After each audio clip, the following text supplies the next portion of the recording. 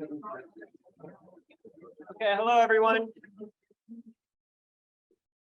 Good afternoon for everyone who's joining us here in person at the College of Law, and hello to those of you who are joining us on Zoom. I'm Jason Craig. I'm the Associate Dean for Academic Affairs and the Director of the Program in Criminal Law and Policy here at the College of Law. I wanted to welcome everyone to the annual Darrow K. Soll Memorial Criminal Law and Justice Lecture. This lecture is a continuing expression of esteem for one of our own, 1992 College of Law graduate, Darrow K. Soll. Darrow was an outstanding student, a thoughtful colleague, a skilled practitioner, a committed teacher, and much more. Like his namesake, Clarence Darrow, Darrow K. Soll was quick to take up the underdog's cause. He was passionate about fairness, about equality, about justice. He was passionate about the criminal legal system and the importance of an adequate defense for everyone who's accused of a crime. Shortly after Darrow died, Jennifer Woods, another College of Law graduate and one of Darrow's close friends, led an effort to establish this event, this enduring legacy, as a tribute to Darrow's name. Ms. Woods, thank you for your support and continued support. This lecture series over the last several years has allowed the university to bring in outstanding reformers and leaders who I think reflect some of the ideals that Darrow lived in his life. And each of us has benefited from that. So thank you for your continuing effort in this manner. We have another such guest here today, and I'm very excited to introduce everyone to Emily Galvin-Almanza to talk about her organization and her work in the criminal legal field. Ms. Galvin-Almanza is the co-founder and executive director of an organization called Partners for Justice. And we'll hear about this organization and her work shortly. In her work with Partners for Justice, she and her team, and now a team that is reached across the country, seek to reform the operations of public defender offices and agencies to make the system a little bit more fair, a little bit more just, and in her words, to provide equal mercy for everyone who finds themselves entangled in the criminal legal system. Prior to founding Partners for Justice, Emily worked as a public defender in the LA County Public Defender's Office, in the Santa Clara County PD's office, and in the Bronx Defender's Office in New York City. Her experiences at each of these organizations, I think, helped frame and build a foundation for Partners for Justice.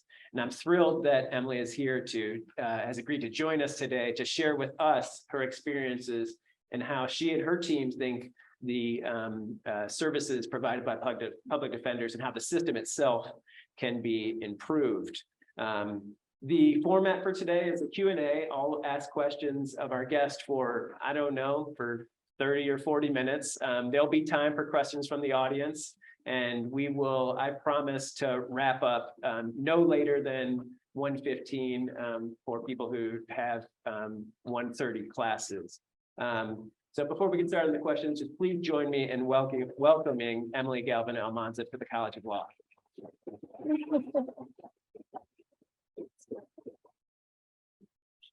It's very nice to be here, by the way. Thank you all so much. I'm really excited to talk with you. So let's get started. And I guess the first question on my end is if you could describe your work as a public defender and what you learned from those experiences to form what ultimately is the foundation for the current organization, Partners for Justice. Sure. So thank you for that question. For a lot of reasons, I have always approached being a lawyer from a pretty whole person perspective. It's rooted in the idea of what I would want in my lawyer. And I've tried to do that for everyone, no matter how many clients I have or no matter how much I have going on in a day. I've always tried to, well, it just seemed obvious to me, right? That like what a person has going on in the courthouse is not the only thing they have going on in their lives. And what's happening in the courthouse is not limited to the courthouse. It's reaching its fingers out into every corner of a person's livelihood and life and family and home, and it's disrupting those things. And oftentimes, the stuff we need to do to help restrict the harm of what's happening to a person is like pretty straightforward non-lawyer stuff. So as a defender, I remember my first my first day on the job for my 1L summer internship at LA County Public Defender. I was in Eastlake Juvenile, which is the busiest, at that time, it was the busiest juvenile courthouse in LA.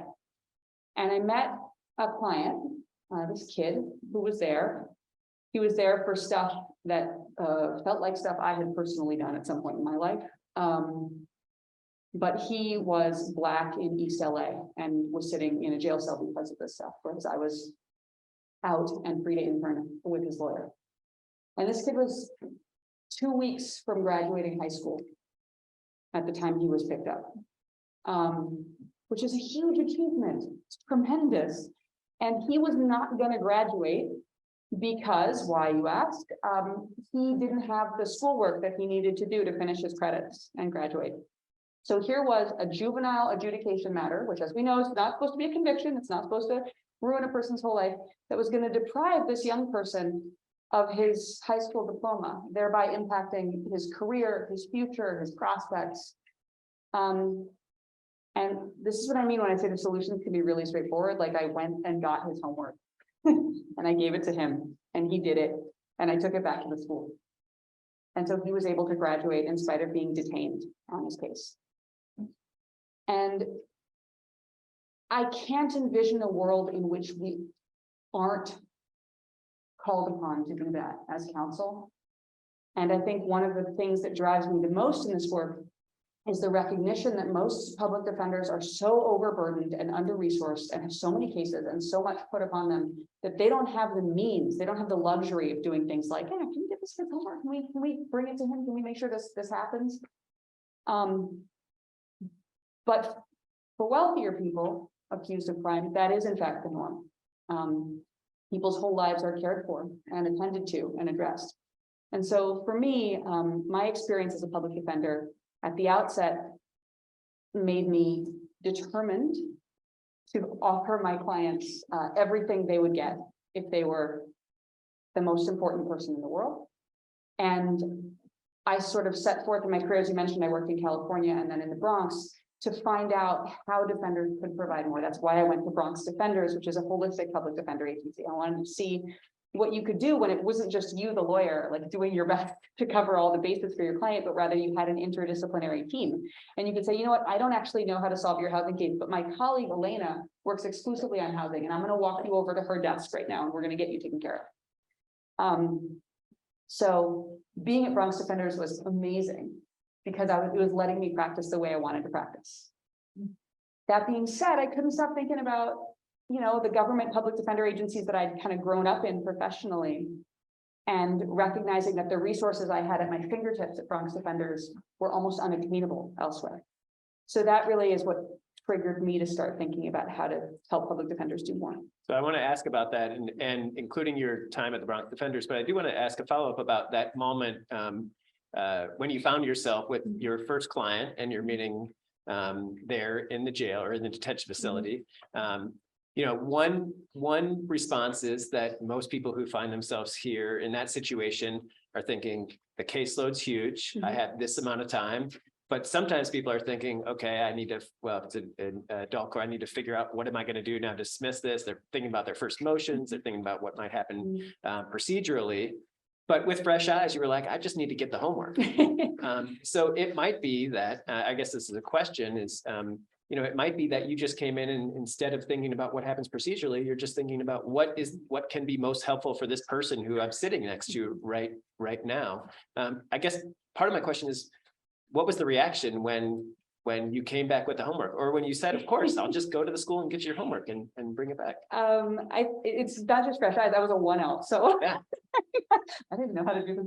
I'm pretty sure I actually later wrote like a Miranda-based suppression motion in that case. But the reaction of every public defender that in that case, and pretty much with every defender I've worked with since in this manner, has been like happiness and relief that someone could take on a piece of the case they didn't have bandwidth for.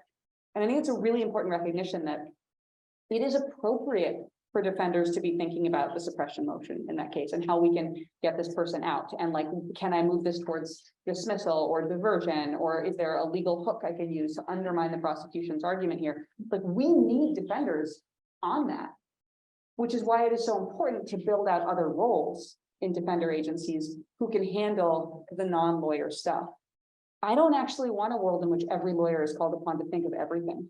I often explain it to people as like, if there was a hospital in your town, and in that hospital there were only doctors, there were no nurses, no nurse practitioners, no nurses aides, no orderlies, no PAs, nothing, just the doctors. Would anybody go to that hospital? Heck no, it would be a terrible hospital. That's what we have in the legal world in so many cases. We're asking lawyers to handle everything. And so, yeah, I think that lawyers are very, very happy when they have a separate professional they can hand off a role to. And did your client react in any way in that moment? I mean, I think he was happy to get his homework. I hesitate to like, I mean, there are definitely moments when clients have been especially pleased that they were getting service that was perhaps more attentive than service they had gotten before.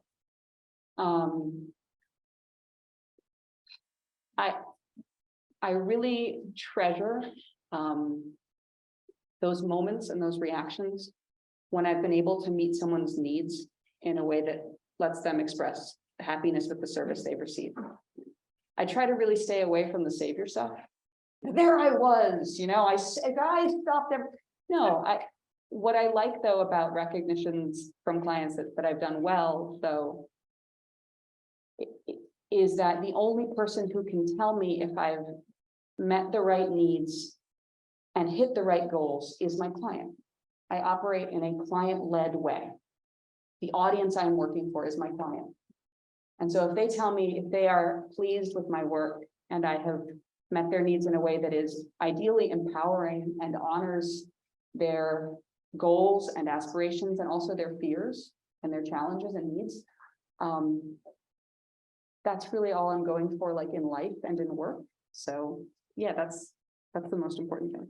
So I read in a recent profile in the ABA Journal about, you know, what I think seemed to be one of the genesis for Partners for Justice, the experience that you had in the criminal legal system as a young person. And I wonder if you're willing to share that here as a way to juxtapose or describe what Partners for Justice is trying to do for everyone. Yes. I'm getting better at this, by the way. Like, this is something I like didn't talk about until like a year and a half ago. And I was like, Mom, is it okay if I tell people what a bad teenager I was? So I'm still like getting used to doing this in front of large groups of people I don't know. As a young person, I had some really bad years. I had some bad stuff happen in my family and I reacted to it in a way that was pretty self-destructive. And got involved in substance use and criminal behavior, and ultimately ended up arrested and standing in front of a judge. I had also been admitted to college at that point in my life. So I was walking into this with the privileges of an education with obvious prospects, with whiteness in a system that is heavily upholding white supremacy. I walked into this room with a lot of advantages. I also want to acknowledge that the judge I was in front of was one of the most legendary advocates for young people in the history of the city of Boston. So I got really lucky in the judge. I don't want to take away from how awesome this judge was, because I believe that he was equally careful with the futures of all young people who appeared before him. And I got an incredible break that day. I mean, first of all, I had been picked up on like one of the least bad things that I had actually done. And he called me up to the bench and he said, like, what are you doing here? You can go to college. Like, why are you in my courtroom? And I said, I don't remember what I said. I'm sure it was not impressive. And he said, I'm going to dismiss this case. And I never want to see you again unless you've done something good with your life. And so because of that one decision that he made, I was able to go to college, graduate, and work and go to law school and become a public defender. And yes, I did write him a note later saying, thank you for this chance. I became a public defender. But the reason it informs the work I do for two different reasons. One is that I actually know what it's like to stand in front of a judge and hear a bunch of words I don't understand and be totally terrified and not be able to remember what's happening around me. Like I know what it's like to be crying in booking, like without the ability to reach my parents. Like I actually, yeah, but that's not the most important thing. Although it informs the way I try to be for my clients. The most important thing is I know what the system is capable of offering people when it sees their potential and when they operate with privilege in the system. And it is viscerally infuriating to me to walk into rooms with my largely Black and brown clients and see the system violently deny them the same thing that it effortlessly afforded me. So I've been angry about that for since 2000. I've been angry about that for 22 years. And I also think that it informs the way I practice in that I'm not just trying to reform the system. I understand what mercy and what tremendous potential is out there. And I'm hopefully not going to rest until everybody in the system, the 80% of people in the system who are represented by public defenders, are extended that same equal mercy and also recognition of their potential and their value and the tremendous promise they may hold for their community and their family and the future. I don't know, maybe one of the kids I represented is going to figure out cold fusion. I don't know, but I want the system to see the same potential in them that it saw in me. So for you, in some ways, I hear about that judge, right? And so maybe this judge really did see you and see you as a full human. But maybe he just saw you as a young white woman who had an acceptance to college, and that's it, right? And then filled in all of the other blanks. So part of what I think I hear the Mission of Partners for Justice attempting to do is to allow those blanks to be filled in a positive way for everyone, not just for the version of you that was there a couple decades ago.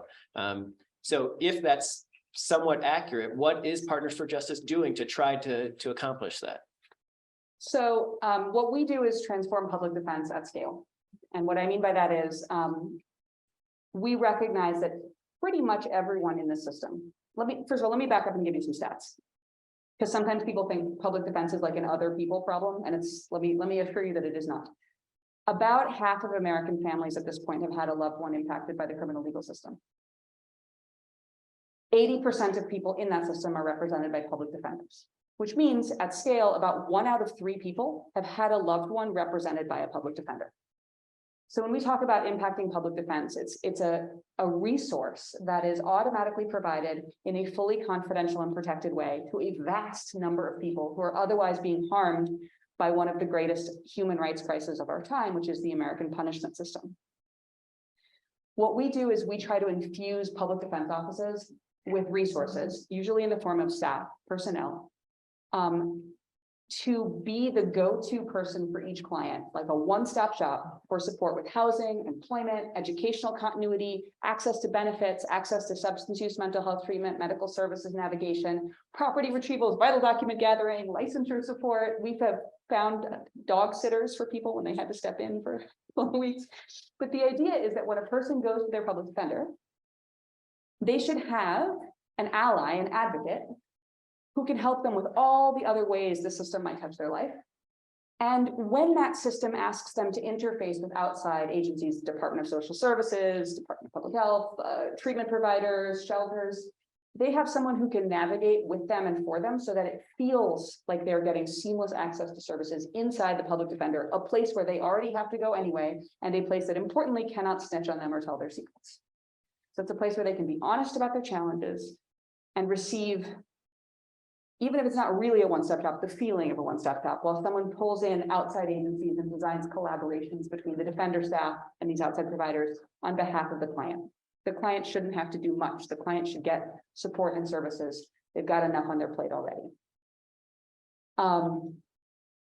When you asked about potential, it weaves into that really directly. So much of the system is about who the system sees as having potential or having threat. Mitigation, as you guys might know, is a way we can give system decision makers, system stakeholders, more information about the people who are appearing in front of them. So when we are working with a person on all of these different areas of subject matter, and I do mean all, on average, our clients receive between 2 and 7 services a piece. 75 to 90% of public defender clients have at least one need we can meet, but we like never get a client with just one need. Everybody has multiple needs. And so we're working on these multiple needs.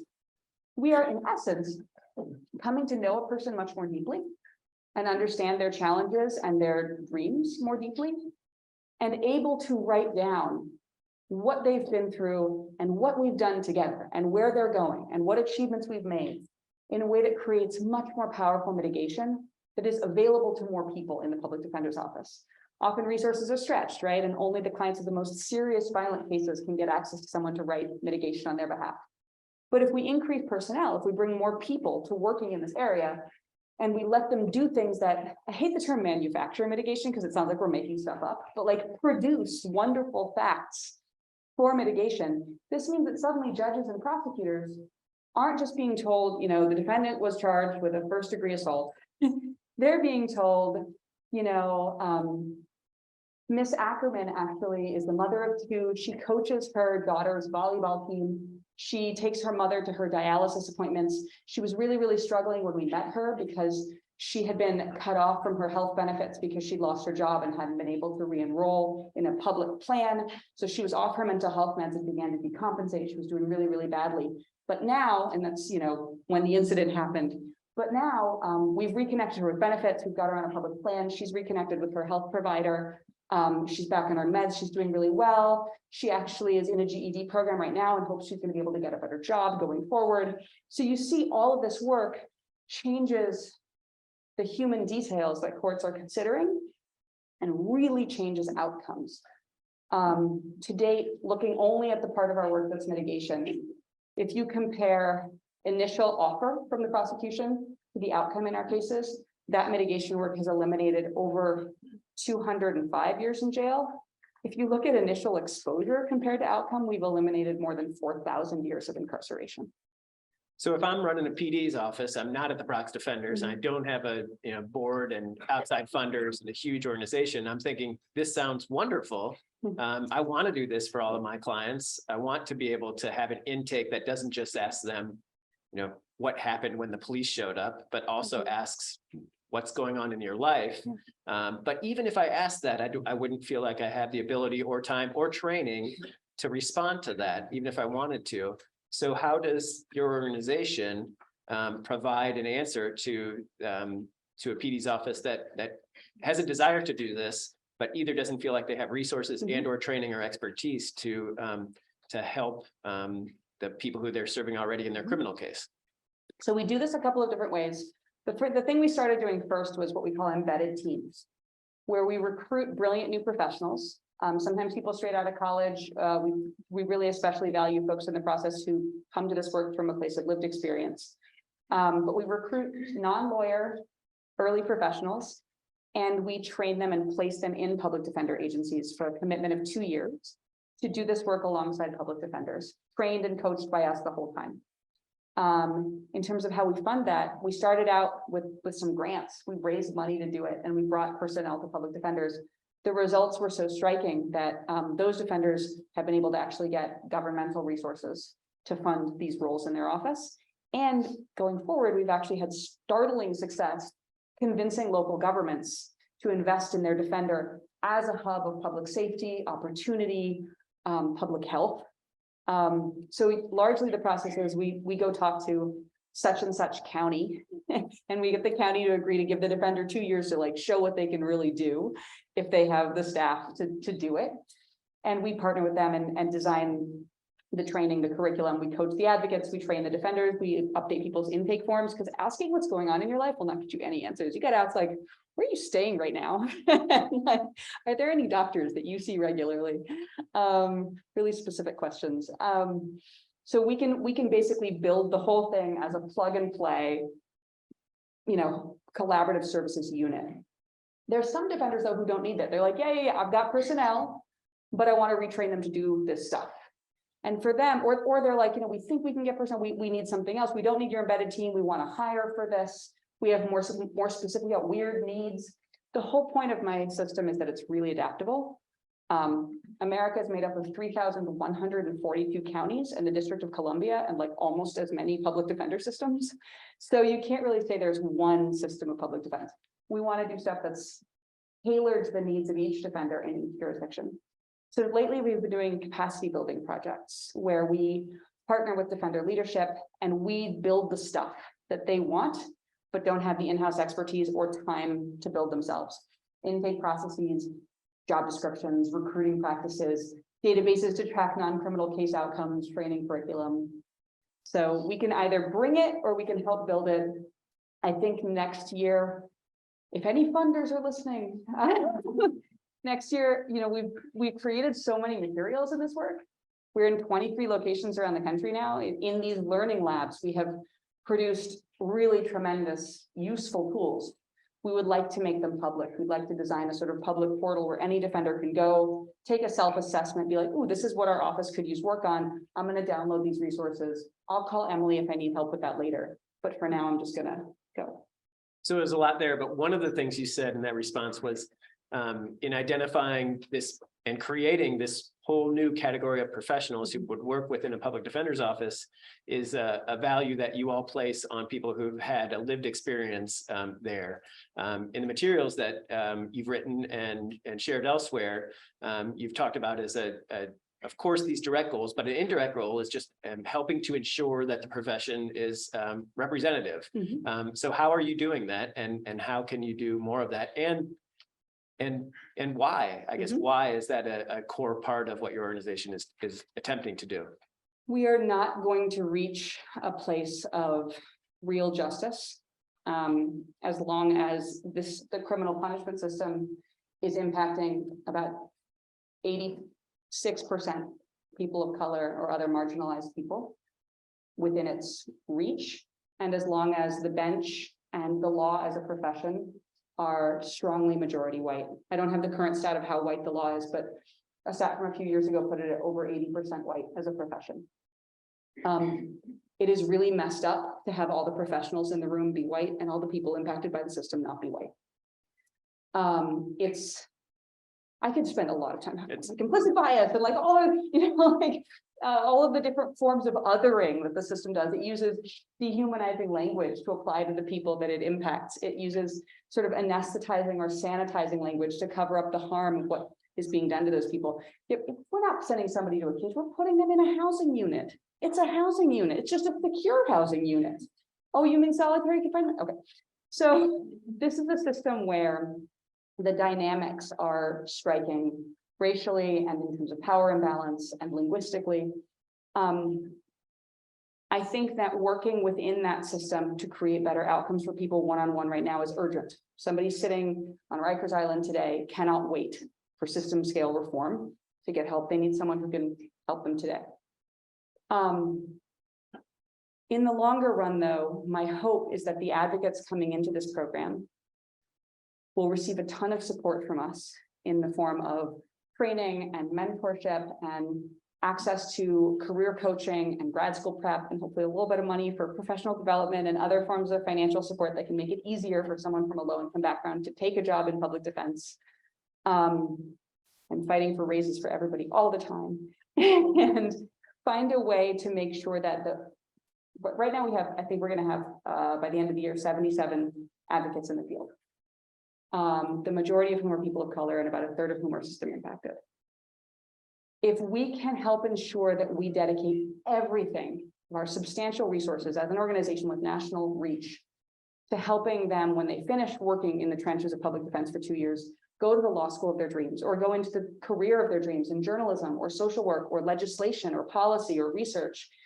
If we can promote folks who come to this place with a different kind of background and experience than is currently dominant, we will change the nature and makeup of this profession. And I think that until we change the nature and makeup of this profession, we aren't going to have people making decisions at the highest levels who have the kind of insight that we need in order to craft more equitable solutions for the system as a whole. So it's early in the life of your organization, and you said 77 advocates in the field now, but I'm wondering if you can share some accounts from some of the people who joined you earlier. What are they do? Do you have alumni? What are they doing now? And how are you supporting them? And kind of where are they in between entering the profession and being able to make the decisions that affect the system wide? We only launched in 2018, so they're like mostly 3Ls right now. Okay.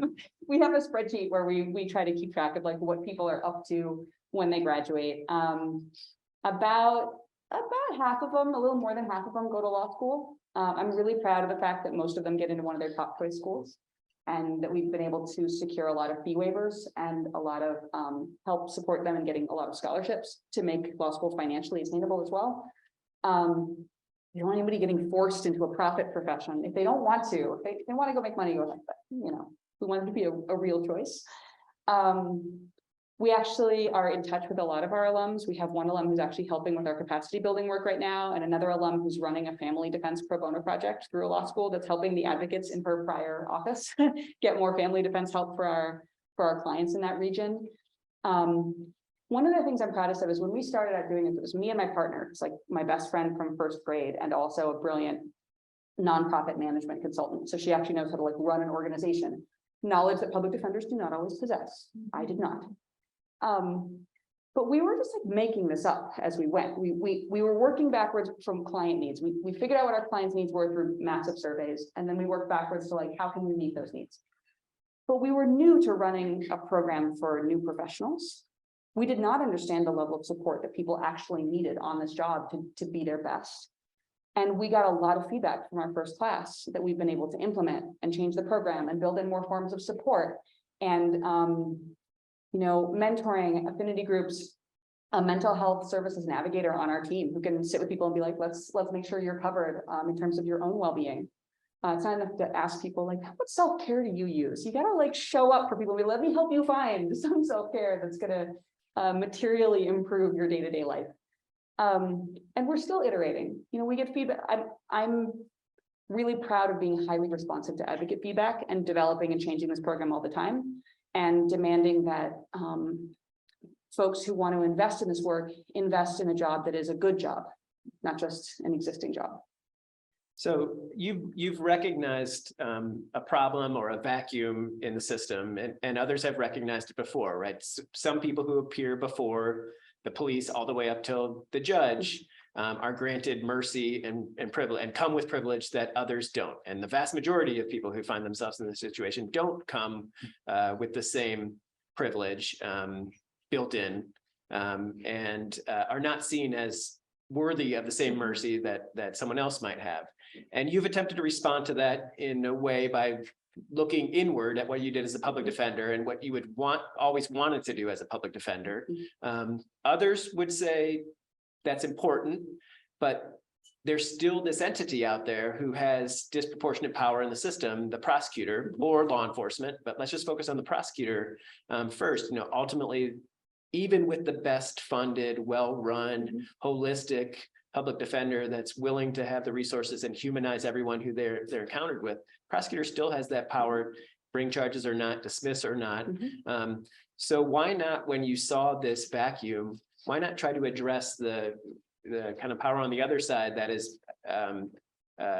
maybe more direct in how many people are pushed into the funnel of the criminal legal system, as opposed to once they're already there working with existing public defenders?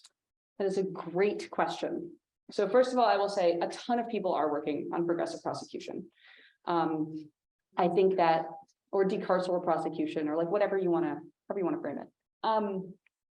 I think actually one of the big challenges is that in the change-making sector, in conversations about reform or abolition,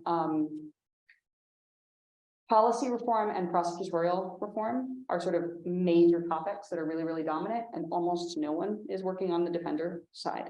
So one place I'm really trying to make myself useful in a place that nobody else is really attending to as much. Some are, but it's under-resourced and under-attended to. But the second thing is, when you look at what's happening in the system, prosecutors are not situated to know anything about the people they're prosecuting. What information are they given? They are given an information by the police, a police report, a criminal complaint, something like that. They may hear from from the survivor of crime about this person. They are not allowed to go interview the accused person and be like, what's really going on with you? Some of them want to, they're not allowed to. That's weird. And it's actually really important that prosecutors not be tasked with becoming privy to the confidences of accused people. So prosecutors are trying to operate from a place of, let's take the best prosecutor in the world, a truly decarceral prosecutor who wants to provide restorative, non-carceral solutions for people so that they never come back into the system. A person who wants to solve the harm, not punish the crime. Even that person can't do that because they don't know what the accused person's needs are. They don't know what they're interested in. They don't know what they're struggling with. The only people who are situated to find that out are defenders. They have the kind of legally enshrined confidentiality and privilege that can let them find out what's really going on with a person and offer the insight to craft a solution that is truly appropriate and has the best chance of working. Glenn Martin said that the people closest to the problem are also closest to the solution, but farthest from resources, which is completely true. Public defenders are kind of like second closest to the problem, but least silenced by the system. Because in this system, the people closest to the problem, the people who are, accused and know what's really going on with them, they are not allowed to speak freely for fear of additional punishment, for fear of jeopardizing their case, for fear of saying something that could make their circumstances worse. Public defenders are able to attain that information and also free to speak about it. And I think that is a huge difference. So indirectly, I would say we are influencing prosecution in that we are able to provide information that prosecutors need to make equitable and restorative decisions. I also believe in right now solutions and, decarceral prosecution or whatever, people have strong feelings about the labels. I'm never sure what label does this room have a liked label? It's like popping up in little jurisdictions around the country, and that's amazing. But like I said, it's a really big country.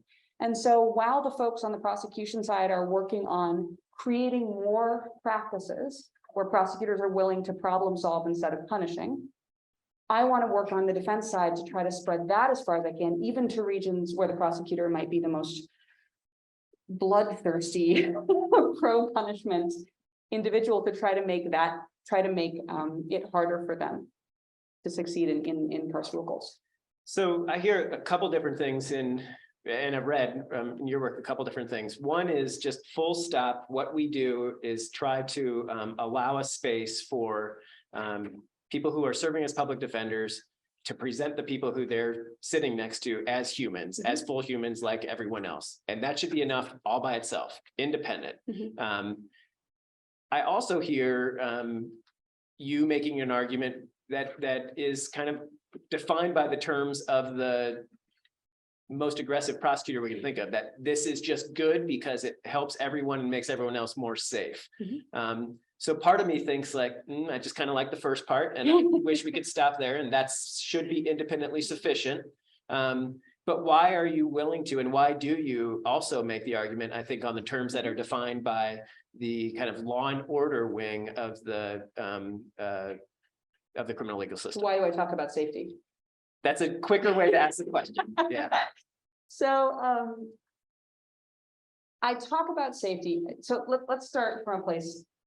The error rate in our criminal system is shocking. I think a recent estimate I read was that 10% of people were entrapped in the system were actually innocent. My experience as a public defender tells me that the vast majority of people are overcharged in some way, accused of stuff that is much more severe than what actually took place, or wrongfully accused. I've seen a lot of incredibly sloppy policing. I've seen a lot of incredibly sloppy prosecution.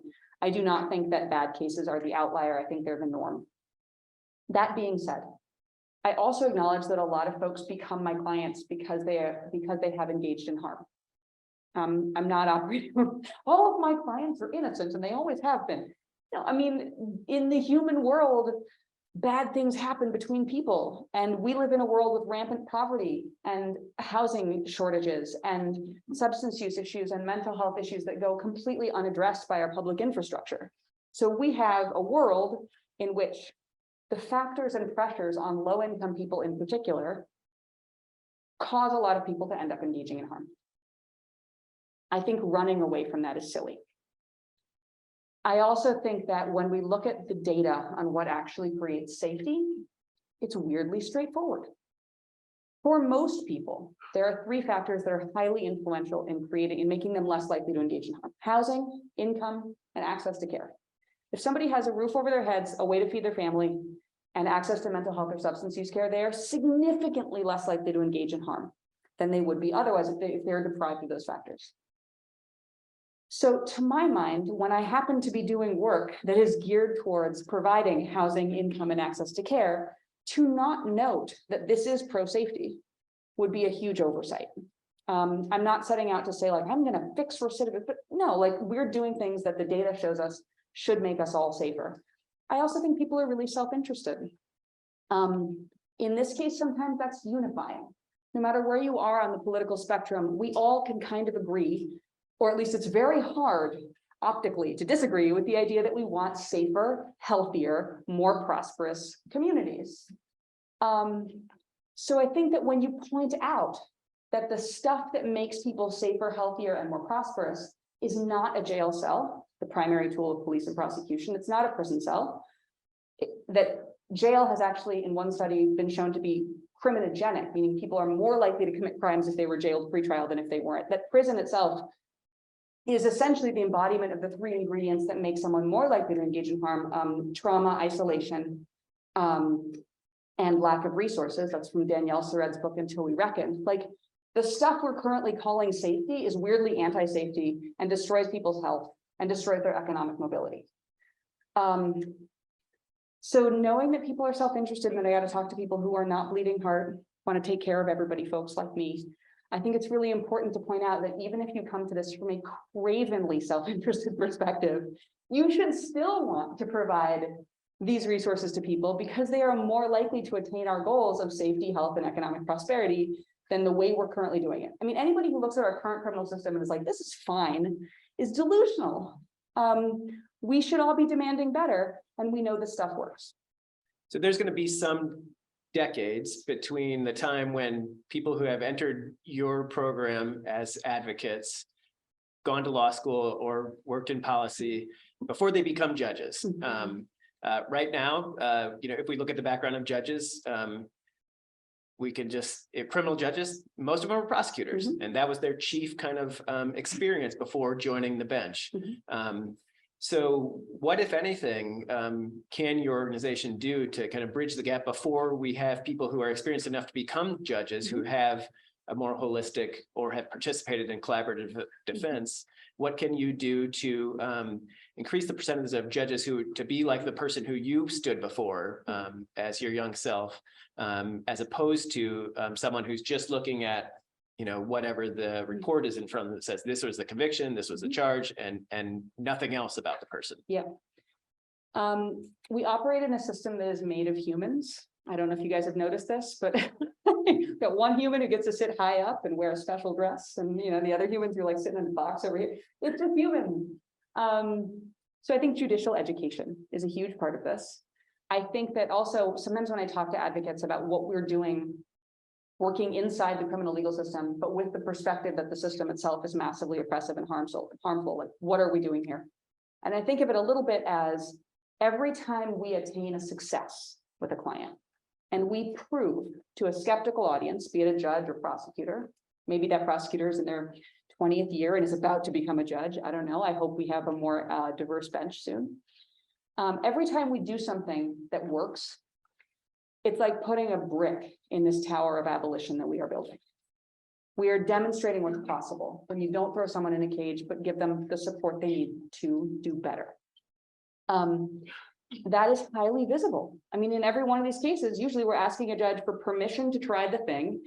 A judge may grudgingly or enthusiastically say, okay, go ahead, try the thing. And then if it works, we are changing that judge's view of what is possible and what is functional and what's acceptable as an option. I think one of the things that bothers me the most is in diversion programs, we often restrict diversion to like the most I guess prosecutors would think they're like the most deserving people, but it's like the people with the cleanest records and the least serious problems. And people who have more severe criminal histories and more serious problems are denied access to the treatment resources offered by the court, which is bonkers to me. You should ideally want to fix the problems of the person whose problems are the most harmful, right? So, when we put in the extra effort, for example, in that context, to fight for someone to get access to a diversion program in spite of their record, in spite of it being lengthy, in spite of their crime having been a burglary instead of a petty theft, and that person succeeds and thrives, we're proving that these programs should be open to more people. We're proving that that this stuff works. So before the advocates make it to the bench, which I hope they do expeditiously, I think their daily work and also our communications about it, our writing about it, talks like this will hopefully be shifting the perspectives of people already on the bench. Thank you. Well, I have some other questions, but I expect that there are questions from the audience. I apologize to those of you who are joining us via Zoom, but we're going to restrict the questions to folks who are in the room. If you have a question, please raise your hand and attempt to speak loudly. And if not, I'll try to rephrase the question for the audience who's joining us via Zoom. Sure. I have a question about taking in like all the factors that make us, who we are, and not just the crime committed in a vacuum.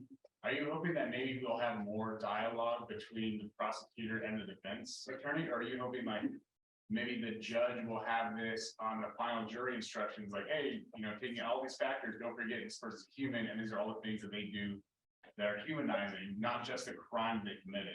Like, what's maybe like, I know the end goal is to have advocates on the bench, but in the interim, what's kind of the hope, I guess? Okay, so I'm going to repeat the question, which is the hope of this to have prosecutors and defenders talking more about the factors that, fill out the full humanity of a person accused in the system? Or are we thinking more of a situation where a judge would be educating a jury or instructing a jury to consider the full humanity of a person? I think realistically, this is a system that, over 95% of cases end in plea bargains at this point. I love trials. Trials are a rarity. Because the pressures imposed upon most people in the system make it simply more logical to plead guilty early and end the punishment of process. There's actually a great book out right now by Carissa Byrne-Hessek about this very thing. So I think it is more high impact to get more prosecutors talking to defenders and defenders able to really bring that information, to be able to speak about what who their client is and what they do and the details of that, and also the prospects that they've got going forward should they be given a decarceral outcome. I do think that jury education plays a huge part. When I talk about judges, I'm largely talking about like sentencing or situations where a judge could choose to does anybody dismiss in the interest of justice anymore? I don't think that happens, but the diversion programs and stuff like that. Asking a judge to not impose jail on a probation violation, that's the context in which I'm thinking of the judge's role. In terms of the jurors, though, I've heard so many cases of jurors, for example, sitting in a trial in California and being asked the question of, did this person steal $27 worth of plumbing supplies from Home Depot? And they say, yes, that person did, guilty. And then they find out that that was a third strike and they just sentenced that person to life. And I think one of the big things from my career that was heavily illuminating for me was practicing in the Bronx as opposed to practicing in California. The Bronx is a hyper-policed jurisdiction. People in the Bronx are highly skeptical of the prison system, of law enforcement, of prosecutors. In most places, a defense lawyer has to voir dire on can you afford a witness the same weight, even though they're wearing a badge? Can you still be skeptical of people wearing a badge? In the Bronx, the prosecutor has to ask, can you believe a witness in spite of them wearing a badge? So when you have a jury pool that is educated as to the inequities of the system and its failings, and looking out for and believing in the possibility of sloppy police work and biased prosecution, and you have jurors who are skeptical of everyone, I think you have a much healthier system. I think it's really, really dangerous when ordinary citizens watch too much Law and Order and think that the boys in blue are always right. Yeah, Alicia. So first, I want to thank you for being here. This has been really great and motivating. I think you did a great job explaining why people should care. Like your homework example was a great example. why we should care about other things that are going on, but I imagine that there are people who would still have a negative visceral reaction that that work is being done by an attorney as opposed to like a social worker.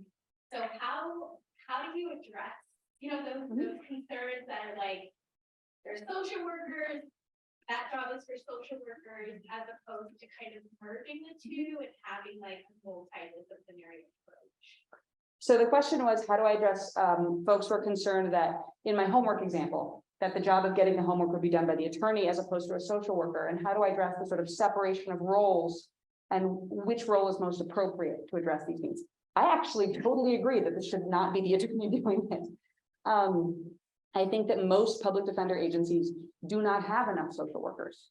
And that's one of the reasons why the roles we are putting into public defenders' offices are not social workers and they're not attorneys either. They are sort of designated, tenacious, careful problem solvers and case navigators. And I don't think the attorney skill set is appropriately used here. I actually totally agree. I think that the attorney ideally should be free to focus on the legal matter at hand.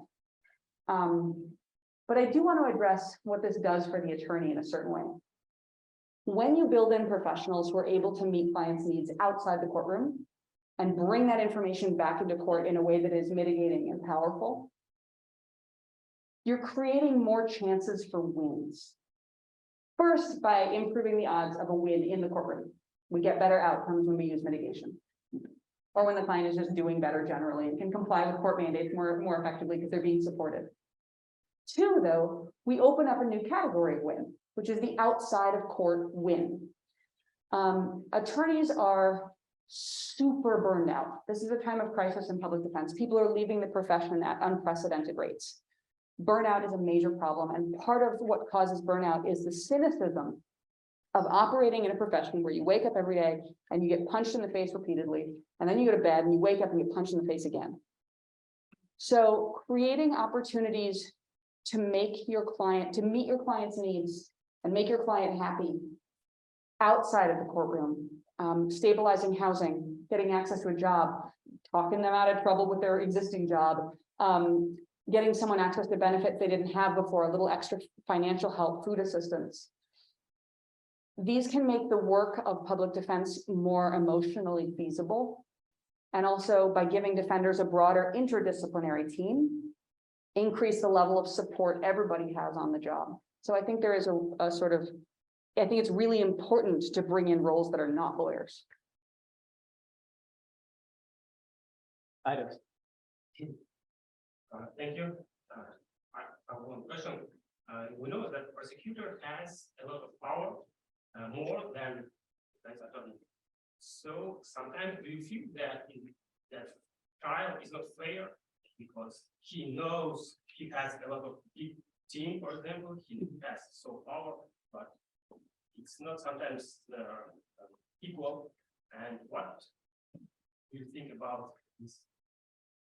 So the question was, in a world where prosecutors are more powerful than defenders, do I think trials are fair? No. No, so to give that answer a little more nuance, you're absolutely right that prosecutors often have a resource advantage. There was actually a study from the California Legislative Analyst's Office this year showing that prosecutors had roughly twice the funding of defenders in any given jurisdiction. And that's just looking at the prosecutor, not looking at police funding. And the police, of course, are the investigatory arm of the prosecutor. So when we conceive of resources on one side versus resources on the other, it's like 10x, not just 2x on one side. So one, there's a resource problem. We can't have fair trials if one side has all the resources and the other side is like scraping things together with toothpaste and straw. Two, though, there's an informational advantage. When I first went to New York, I was really shocked at the state of discovery. It was before New York's recent discovery reform. But basically, every trial was a trial by ambush. Prosecutors weren't required to hand over most materials until literally the day of trial. And so I, a California lawyer, kept being like, I'm not ready for trial. Nobody gave me anything. And then I would get the discovery And I suspect the NYPD is trained to not write stuff down, because in California, you get like a nice police report where they like talk to witnesses and they like wrote down what the witnesses said. In New York, you get like 400 pages of at time, place of occurrence, the defendant did commit crime. So you're walking into what may be one of the most significant events in your client's life, ready to be their gladiator, operating with like no information. It actually creates some really bad practices, because you'd have to have motions just in order to be able to cross-examine any cops and get any information at all about what they say even happened here. That's great for the prosecution's win rate. It's really bad for justice. So there's a resource advantage, there's an informational advantage, there's the sort of public optics advantage. Again, Dick Wolf, Law and Order, just steeping us for generations in this idea that one is the side of might and right. I do think that defenders have other advantages. I think that when we are well-resourced, we come to understand the community and our clients. I've seen defense investigators do work that is 1,000 times better than any cop could achieve. I've seen, because they hold community trust and they have a different way of navigating information. It's also a little sloppiness. I had the NYPD tell me a million times, there's no surveillance video. And then my investigator would be like, here's the surveillance video. I also think that when you have all the information and you are only asked to present it again and again, sorry, future prosecutors in the room, but there is a joke that like, what do you guys do in court? You get up and you say like, and then what happened? And what happened next? And can you tell me about that? We get to cross-examine. We have to like be reactive on the defense side. And I think that hones a different set of legal skills. So I think that there are certain ways in which defenders become stronger trial lawyers because of the disadvantages we have. But no, the trials are not fair. Molly. I'm curious, I really appreciate what you said about sort of the reasons that you talked about safety. I think that's spot on and something that's always been annoying to me. I'm curious if you keep track of kind of the financial investment that you're making in clients, because I think something that's so frequently overlooked is prison's really expensive. And so I think a key complaint sort of about programs like this is, why are we investing all of this money in criminals? But I think that's just factually inaccurate. So yes. Okay. So the question was, are we tracking how much money we're investing in clients? Because prison is super duper expensive, and what we're doing must be cheaper than that.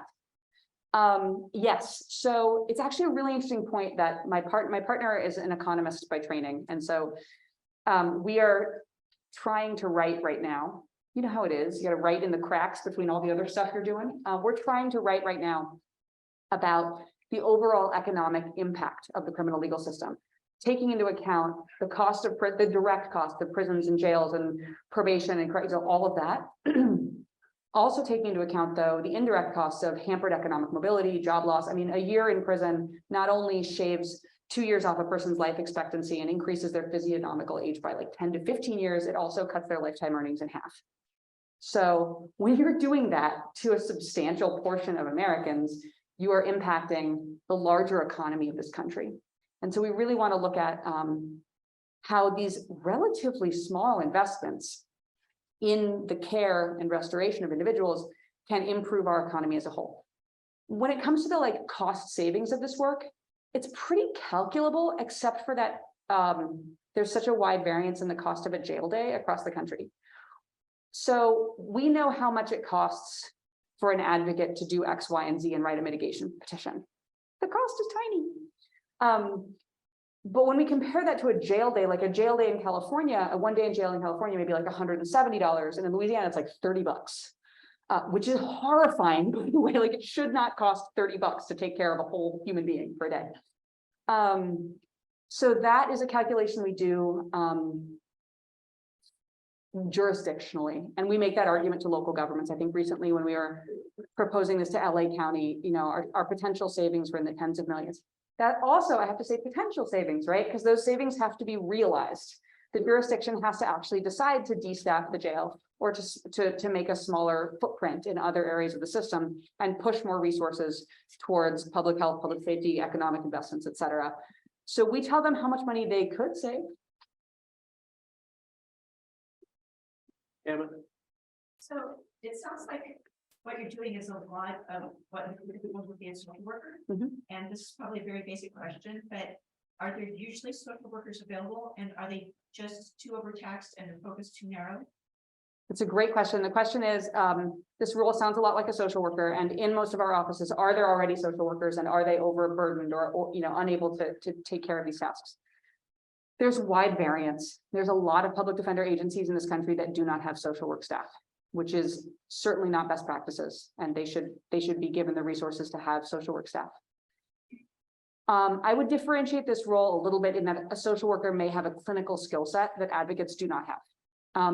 What that means functionally is that in many offices that have social work staff, those social work staff are dedicated to the most serious matters, either very serious because of prison exposure or serious because of serious mental health needs. So there's a lot of folks who might really benefit from that kind of care who just aren't hitting that threshold level to garner social work resources in an office. I'm thinking like the first time DUI person who's like in their 20s, maybe could do a little better, get a little help with the drinking that they're doing, the choice making, who might be able to walk away with a clean record if someone were able to do a kind of strong mitigation and treatment profile for them, but because it's a misdemeanor DUI is normally not going to be able to get access to a social worker in the office. So part of it is expanding the footprint, but also recognizing that the clinical skill set is needed for a limited number of cases. And so much of what's needed is just like public services navigation and bureaucratic stuff that you don't need an MSW to be able to do. So it's also trying to, like we do with attorneys, try to let the social workers focus on the cases where their social work skill set is most useful and still broaden the service menu for all clients across the board. Maybe one more question from the audience, if there is one. Oh, yeah, great. So in misdemeanor cases where jail time is not being sought, usually people don't have the right to a public defender because of jurisdiction. And so their only interactions are usually with the judge and the prosecutor. Do you have any ideas for how people can be humanized in a system that doesn't afford them that public defender?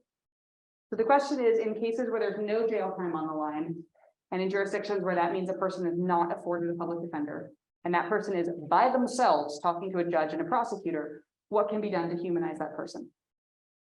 I do not think that should ever happen. I really don't.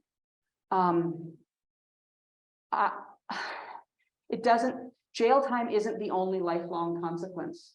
In jurisdictions where no expungement is possible, a record that a person gets that day could follow them for the rest of their life and impair their career advancement and education forever, maybe child custody. I think that the enmeshed penalties of our system are simply too serious to deem any case truly minor. I have a client who kept getting picked up on an old warrant from a case 7 years ago that was a little drug intoxication case with nothing case. But every time he got picked up, his car would get impounded by the police and he was living in that car.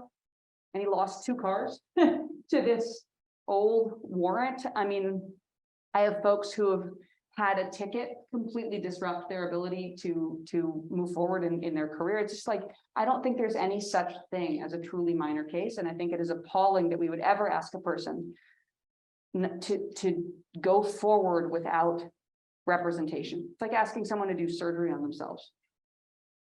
Sorry. I mean, I dodged your question a little bit though. In the case where someone is in front of a judge, I think it's really about creating an appetite among judges for that kind of information. I gave a training once to a group of judges, and I literally gave them a list of safe questions they could ask. Because it's scary to ask a person questions when they're appearing in front of you. You don't want to ask them a question that's going to accidentally cause them to say something really harmful to themselves. But I gave the judges lists of questions that in different contexts are safe. How did you get here today? Do you have a way to get home? What are you most worried about? I mean, these are, again, really context specific, whether or not these questions are safe. But I think that educating judges about how to ask the right questions, which is our second pillar of collaborative defense, asking the right questions, and also creating standardized processes and expectations where the court process itself should elicit these questions from someone, maybe a questionnaire in advance of them going in front of the judge. Again, I worry a lot about this stuff because something seemingly innocuous could actually turn out to be a really harmful statement. And I would strongly prefer for no one to be jumping out of a plane with no parachute. But I think that judicial education and court process modification are probably the strongest safeguards there. Thanks for those questions. Let me ask one that might be the last one to wrap up on. And the question is, are we, or is the system ready for this much justice? Are we ready for this much mercy?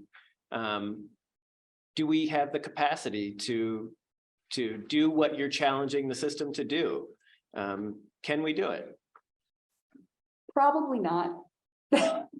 No. So in the jurisdictions where we are operating, like so far, yeah, we can. And I think we must. I think that if we are to pursue justice and most importantly, solve the harms that we're experiencing, we don't have another choice. We cannot continue with what we're currently doing. I think it's similar to the question of like what would happen if everybody got trials, which is that the system would totally collapse under its own weight because there are way too many people in the system. So my answer is, I think it's actually good to do things that make it harder for the system to process as many human beings as it does. I think there's vast swaths of policing that are doing nothing for public safety, that are taking up police resources that could be spent on other things. When you look at the like larger pie of like what police are spending their time on, it's a ton of low levels. There's somebody peeing on a stoop, there's a dog barking, you know, trespassing, open container stuff. And it's like this little sliver of the pie that's like serious violent stuff that most people think of when they think of crime. So I do not think that the vast majority of low-level things should be processed in the criminal system at all. I think most probation violations and like, you know, people being dragged into court for missing a meeting or buying a new pair of shoes when they owe, restitution. Like there's a lot of stuff that we could trim out of our legal system, and it would probably be better and healthier. That would mean that as a country, we have to find some other mechanism to deal with stuff we don't like other than criminal law. I mean, looking at the Dobbs decision, I'm expecting to see a ton of pregnancy-related cases coming into public defense. Looking at these fights over voting processes, I'm expecting a bunch of, attempted voting cases to come trickling down into public defense. I feel like I'm sitting at the bottom of a hill with like every topic in the national media just rolling down towards me. And that's because we don't really have another system for addressing harm, nuisance, misdeeds, no matter how tiny. And we need something else. Well, I want to say thank you. And I want to say that I'm inspired. I think that some in the audience are. And I think that, so I asked the question, can we do this? And the answer was probably not. But no, I don't think, but for me, I think people who do this work, there's a certain amount of who is a hero, who is a champion, is to be able to say, no, I don't know, probably not, but I'm going to try. So thank you. Thanks. Thank you.